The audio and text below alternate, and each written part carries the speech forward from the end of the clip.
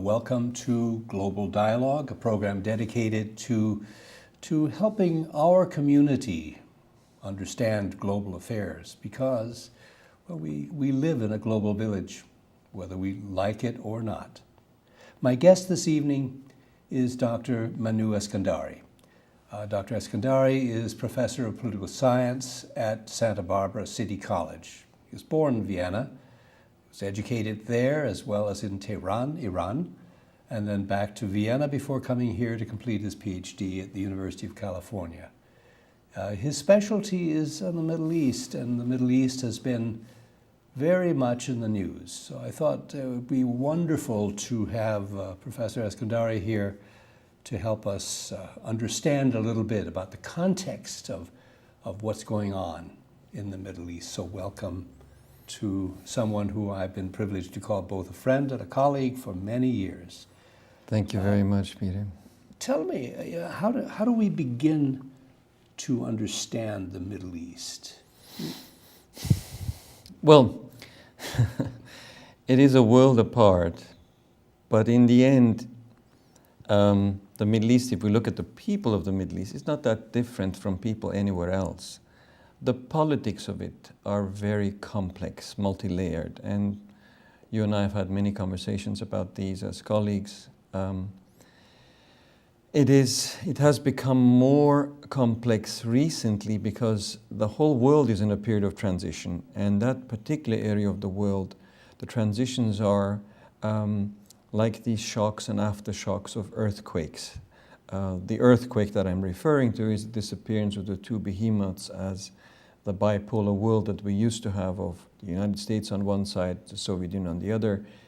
Lines had been drawn on the ground pretty starkly. There were no gray areas or very few gray areas in the Middle East where people did not know which side of the line you were on. Once those lines disappeared, and once successful revolutionary movements occurred in the Middle East, the revolution in Iran in particular, everything became up for grabs. Everything was now in a state of flux. And the result of these new realities is basically what we're seeing today. It was an opening for a lot of players to come in that were either waiting in the wings or were created as a result of the turmoil that came about as a result of the disappearance of these two behemoths. Afghanistan became the ground for first the Mujahideen and then Al-Qaeda, and Iraq is the ground for this ISIS movement, Syria, etc., etc. All these places that are now in turmoil became the breeding ground for these new players who are now on the scene there and creating havoc. They don't seem to like us much. And we seem to be such likable people. I mean, you and I both know that. So how do we explain that there's such animosity toward the American side? Fareed Zakaria wrote a piece after 9/11. We're approaching the anniversary of 9/11. He wrote a piece in Time magazine, Why Do They Hate Us? And Bernard Lewis also pondered that question. And Zakaria just rewrote or expanded on that piece, I believe in the Washington Post, if not in the Time magazine, on this very question. Paradoxically, the people of the Middle East, that is the youth of the Middle East, and demographically the Middle East is quite young. The urbanized and urbane youth actually quite likes America. The country in which America is most popular, paradoxically, is Iran, amongst the youth of Iran. So we have to make a disconnect between the people and the politics and the politicians, and then these minorities that have taken over. By minority, I mean these minority players that have taken over and are very loud and very, prominent. The people of the Middle East have no problem with the people of America. People usually don't have a problem. You remember this. There was a program started here called Beyond War, trying to build bridges between America and the USSR, where the early satellite links used to happen between people in a room in Moscow, school children, and people in a room here at UCSB. We used to have that. People don't have a problem with people. It's these political players that do, and they of course have agendas of their own. But that said, as you're also quite aware, America has been involved in that region, and in its involvement politically in terms of its policies has not always been popularly very positive in terms of the people of the region. They have manipulated politics for their own interests. In Iran, the overthrow of the government of Mossadegh. In Iraq, first the support of Saddam Hussein against Iran, and then the antagonism against Saddam Hussein and the ultimate removal. In Afghanistan, oddly, America did not have anything to do with the domestic politics of Afghanistan in the sense that it would have been negatively involved. If anything, America helped, by helping the Mujahideen, helped the Afghans get rid of the Soviets. But then those people turned around and used all of this energy and all of these skills that they learned and all the Stinger missiles that were given by the Americans, turned them around and said, if we can defeat one superpower, we can defeat another. So in one sense, it's a no-win. No good deed will go unpunished, but there were also some bad deeds, clearly, that you are very aware of as my colleague, as a political scientist. There were also some deeds that, in the end, history has not been, a neutral judge or arbiter on this. America has done some negative things in the Middle East that still have reverberations. I'm reminded of that recent documentary on the behavior of Kermit Roosevelt in Iran, who more or less and single-handedly undid the popularly elected government of Prime Minister Mossadegh. Well, the Atchison brothers were very much responsible on this end also, Why did we do that? What was our interest in overturning that government? America has often painted itself in a corner policy-wise. It's one thing to have grand strategic visions of the world, but one should not lose sight of, the ground also. The grand strategic vision was America has to fight communism. You were aware of that when you were involved as a soldier and as an officer in Vietnam. America had these grand strategic visions, but then there were also the realities on the ground, and then there were people who were aware of what is happening on the ground and were warning about these things, that just because there is a strategic vision, just because there is a global notion how the world should go, does not mean that everything now cleanly and clearly fits under that. The situation in Iran was this: Mossadegh was elected Prime Minister of Iran, democratically elected. But as part of the coalition and the parties in Iran that sympathized with Mossadegh, and there were family ties, which Americans were not quite that interested in, but there were family ties. The Tudeh party sided with Mossadegh. The Tudeh party was the Iranian Communist Party, but the leaders of the Tudeh and Mossadegh were cousins. So there were family ties, and the relationships were basically old relationships. These were old style politicians of Iran. As far as the Atchison brothers were concerned, and as far as the American security establishment was concerned, that was communism taking hold. Just as with Vietnam, when Morgenthau said that this is a nationalist movement, this is not global communism trying to take over, this is a nationalist movement. Ho Chi Minh is a nationalist. Mossadegh was a nationalist. The last thing he was pro-communist. He was a conservative politician. And also, it turns out, the Communist Party, I know that because my own family were the founders of it, the Eskandaris. The Communist Party were nationalists first, and their reason for their today sympathies and communist sympathies were very different from how America saw it. But in the grand scheme of things, in this great chess game that is being played, those smaller moves and smaller realities kind of get lost often. So mistakes were made. Clearly, when America says we stand for democracy, America should have stood with Mossadegh. And if it did, certainly the situation of Iran and its relationship with America would have been very different today.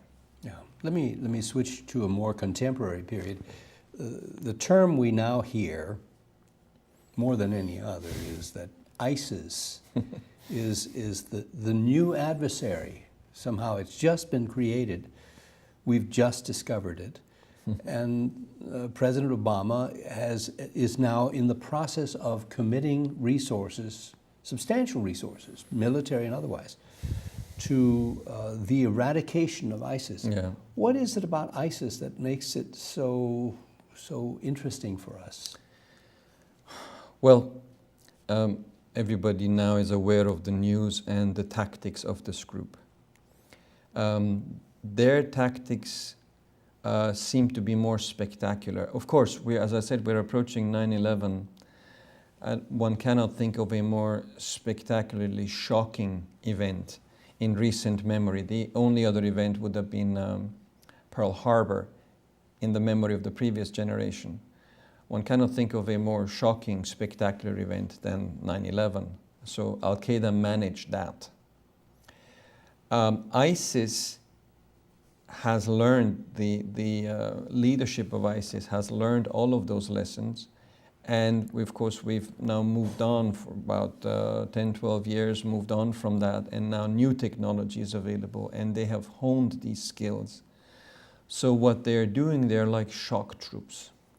And what they're doing is they get shock value out of the executions, etc., etc. So it comes across, since they are with these social media very savvy, it comes across very, very virulent, very, very effective. What's added to this is that they have tapped into a wellspring of discontent in this region. The Sunni population of Syria, the Sunni population of Iraq were extremely disenfranchised, and this was a window open for these people to move in and claim, we are going to be speaking for you and remedying a situation where you've been wronged. In Syria, because the minority regime of Syria, the Alawites of Syria, have been very harsh on the Sunnis and kind of sidelined the Sunni, not majority, but a large chunk of Syria. And in Iraq, of course, since the removal of Saddam Hussein and the de-Baathification movement that occurred there, the Sunnis were very disenfranchised and very, very angry at having lost practically all power. And the Shiite regime of Iraq became very, very narrowly sectarian. So that opened a door for whatever this movement is called, ISIS, ISIL, Islamic State, the Caliphate, for that movement to move in. And they have used social media and the contemporary various devices to their advantage. And the shock value of what they're doing is extremely great. No one at this point can dismiss them. But notice, as soon as America stopped some of their advances with the bombing attacks against their advanced troops, the movement has retreated. Because in the end, we're talking about 8,000 to 10,000 fighters. This is not the kind of force that can hold territory. You have military background. This is not the kind of force that can hold territory, vast swaths of territory, the way they immediately were able to hold. Sure. They just advanced in friendly areas, and the local population just embraced them, and they kept moving forward, and all of that was considered ISIS territory, but they cannot hold it. Why the embrace? Why? Because people were very angry at the raw deal that they got after the changeovers in the region. The ground was set for very stark emotions in Syria. Mm-hmm. Encouraged, the flames were fanned by the West, that Bashar al-Assad needs to go. And in Iraq, of course, the flames were fanned by the fact that the American-supported regime of Maliki basically did everything they could to upset and antagonize 20–25% of the population, disenfranchising them completely. So this was a welcome mat basically for ISIS that said, we're here as brothers, Sunni brothers, trying to basically raise the banner of the Sunni cause. Are there foreign policy lessons from what you just said? I mean, how, I know it's easier in retrospect to advise a president about what he should have done.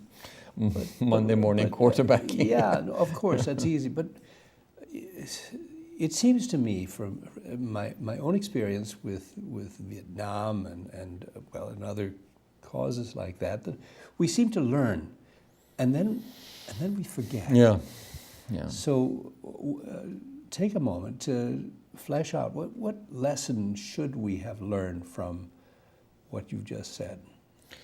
Well,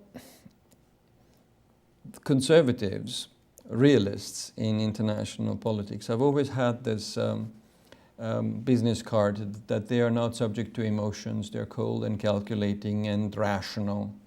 It's the idealists, on the other hand, you know, the liberals who are, you know, emotional and talk about morality and this and that and wishful thinking. It was shocking to observers in politics like ourselves when you suddenly had this neocon movement which claimed the ground of the realists in international relations and claimed the ground of the cold, hard, calculating, fact-based national interest group, and suddenly started talking about rosy scenarios that will occur in the Middle East if we only remove these bad people by military force. Then they will welcome us with flowers. As you recall, this was the statement of the Secretary of Defense of the United States. They will welcome us with flowers, and then it'll have, talk about not remembering lessons, a domino effect, right? Uh-huh. It'll have a domino effect. That phrase should have been banned from the political lexicon. But it will have a domino effect in the Middle East, that the democracy in Iraq will just spawn more democracies, and they will thank us. You're welcome. It didn't happen. It did not happen. No. Elder statesmen should have stood up and said, you know, this is fantasy, this is dangerous fantasy. Some did, but their voices were drowned out. It was a time of labeling people unpatriotic if you did not lockstep agree with this policy. It was a very tough time in America when the administration decided this is what we're doing, you're either with us or you're not. And the lessons, well, they weren't heeded then, but the lesson we can learn now is one needs to be careful with one's wishful thinking, that there is a law of unintended consequences. What's the unintended consequence in Iraq? The Americans moved in, removed a dictator, and there's no question Saddam Hussein was a bad man. But you know, there are lots of bad people in the world. So if this is America's foreign policy, to remove all the bad people in the world, it'll be chaos everywhere. But that aside, Saddam Hussein was removed. And then the American establishment, military establishment, decided to go on this de-Baathification, based on the denazification. I mean, these were convenient terms and code terms that were used here, de-Baathification. In other words, we're going to be basically dismantling the political structure of Iraq that Saddam Hussein had built on the Ba'ath Party, which is also the party, by the way, in Syria, the Ba'ath Party also. There was a socialist Arab movement, Iraq, Syria, and Egypt at one point. They even united the colors of their flags and the amount of stars that they had on their flags because they wanted to create this new socialist nation. It never quite worked. Libya was involved at one point too. At any rate, so de-Baathification of Iraq. So you dismantle the entire infrastructure and you send all of these people home on no salary. And what was created suddenly was a disenfranchised, very able, if not elite, at least a very able technocratic group that were sent out into the wilderness. And then a new group was brought in. And this group was supposed to now create a new army, create an infrastructure, create a bureaucracy. And all of this was supposed to work perfectly. And all of this was supposed to do basically what America wants it to do, to be favorable to America, to create policies that are going to be, and of course it did not work. The one thing that immediately worked is that Iran took advantage that the Shiites are now in charge of Iraq. Why didn't it work? It did not work because, as I said, just because you want it does not mean it's going to happen. And the complex puzzle that is the Middle East, the complex, very tightly structured puzzle that Iraq was, you remove the centerpiece of it, Saddam Hussein, and the Tikrit group, and the Shiites, and the Sunnis of Tikrit. The field suddenly became open for the Shiites, who are demographically the majority. And they were given political power, and they were now told, you have these opportunities.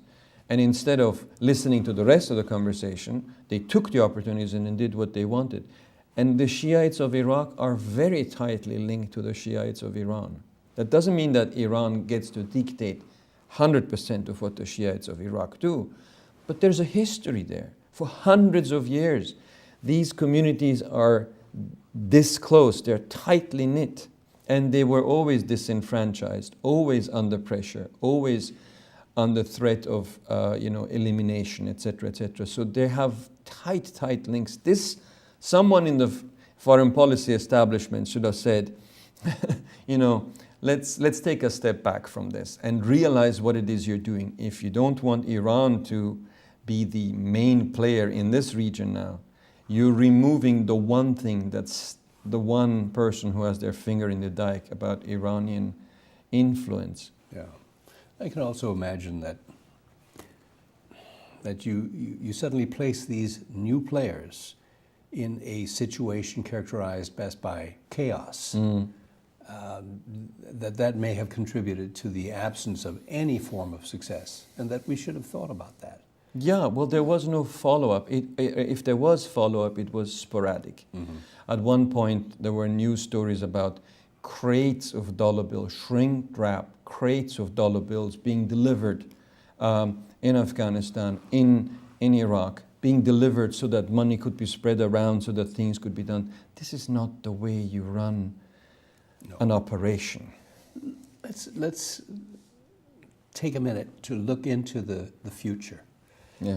What do you see? I mean, is there any hope for some semblance of normalcy in the Middle East? And if so, what does it look like? And what will be the needed American role in making that happen? Unfortunately, the news immediately is not good. Definitely not good. There is a period of churning and turmoil that cannot be avoided.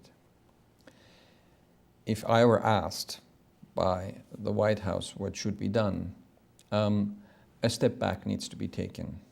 At one point when Secretary of State Hillary Clinton was in charge of the State Department, she went to Russia and they had this Staples button that she brought along for a reset, and then there was a little bit of a protocol mix-up because she used the wrong word and she tried to speak Russian and then she said the wrong thing. You know how these embarrassments go. Yeah. There needs to be a reset with Russia. Russia is a major player in the Middle East. It is a major player in Iran. It is the power that is now providing the nuclear infrastructure in Iran. It was a major player in Iraq, and it was hit several times. It lost its investments and was not respected in Iraq. It is a major player in Syria. Again, it is not being respected there. Putin warned the West about the Islamic threat in the Caucasus because as there is this caliphate movement in Syria and Iraq now, there is an emirate movement in the Caucasus that he's been dealing with, Chechnya, Dagestan. He's been very brutal. That's a mistake. In the long term, that might turn out to be a mistake. But he was the one who warned. He said, look, this is not a local thing.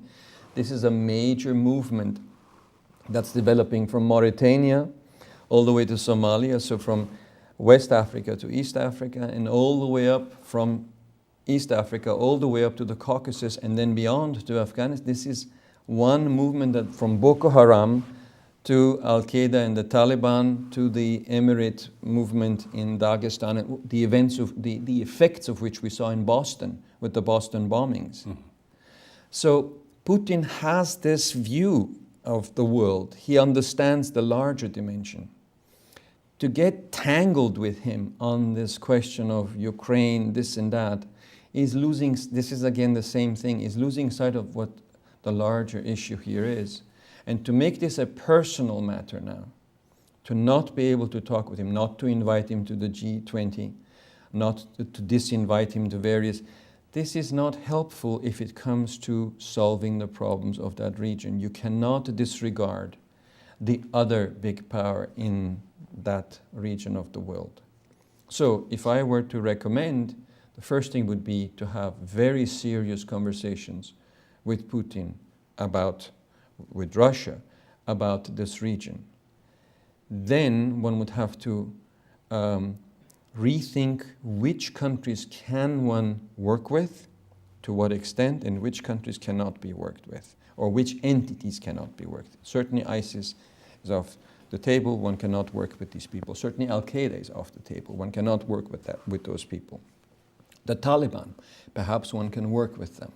Iran, perhaps one can work with them. That should be on the negotiation table. I know these, you see, the problem is, in a perfect world, we only deal with people we like.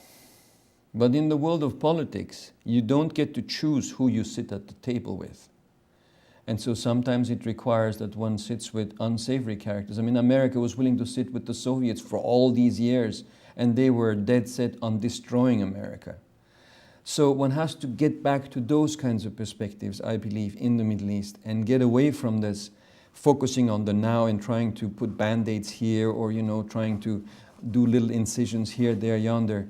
That might not work out in the end. So in the short run, one has to do what one can do. Certainly, one cannot let ISIS get away with it. But that's not these little cuts here and the little band-aids here, there, yonder are not solutions. There is a longer arc that needs to be drawn, and that needs a sit-down with the major players. Turkey, Iran, Russia are certainly players on that side. Of course, Israel is a player on the American side. These players Jordan, a lot of people are talking about Jordan right now. I'm not sure what Jordan can do. There is an illusion that Jordan somehow is a military force. It's not. I would not neglect Saudi Arabia and the Gulf states, but they are not really factors militarily speaking, but they have influence. One needs to handle this very carefully, and that requires statesmanship. I'm not sure at this point where one finds these old hands. An interesting point on which we must end. What I hear you saying is we need to learn how to talk to people who we don't really like very much and who certainly don't like us very much, but that may be preferable to putting boots on the ground. Absolutely. And isn't that the point of the title of your program, Global Dialogue? It certainly is. Thank you for being with us. Thank you. Good night.